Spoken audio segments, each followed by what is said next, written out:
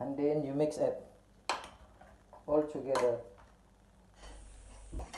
Now we put a little bit here in the top so that the aroma of the sauce they go inside the meat. Don't put any ingredients because this is healthy. This is healthy. We cover it for aluminum foil. This one we cover it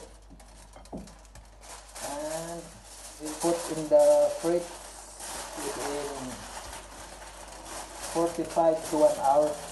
And now after 45 minutes, and then before we cook, we have a little bit oil, but we did not put the oil in the frying pan. The oil, the very small oil, this is only for, this is what kind of oil, the most important healthy oil, just like coconut oil, or you have not coconut oil, that is the olive oil, like that, sunflower. You put in the top of the mixing here in the marinated chicken meat. See, you just only put there, and then you get some a little bit of turning. Yes, turning. This is a healthy foods. This is a healthy menu. Mostly Visayan tribes, they are eating with healthy foods. Our pan is ready. We have already heat. So we put everything together there in the pan. See, you like this. No more oil in the pan. You can see we have no oil anymore. See? You can see no oil anymore. This is the way we are cooking the Filipino Visayan adobo.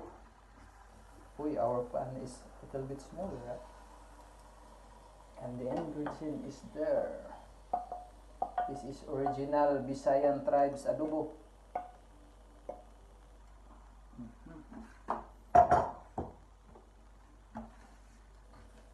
See. Pa-shout out kay Sagil Vlog. Madam, I send you this adobo door to door, and also to Basyang ko. Shout out kay Basyang ko, ang pinaka mabait namin nga kapitbahay, si Basyang ko. Ug kay Ma'am Beryl FC, thank you for the mentor. Ito yung this is for you. I show you the best in my adobo, and I will send you via DHL. No, that is joke.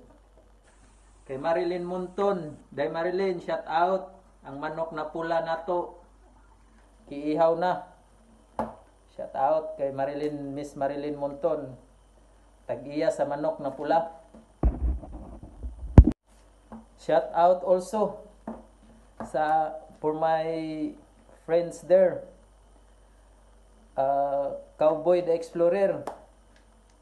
That is my friend in Bininbart, and also my kababayan in Bininbart, Antonio's Vlog. Dong, shout out.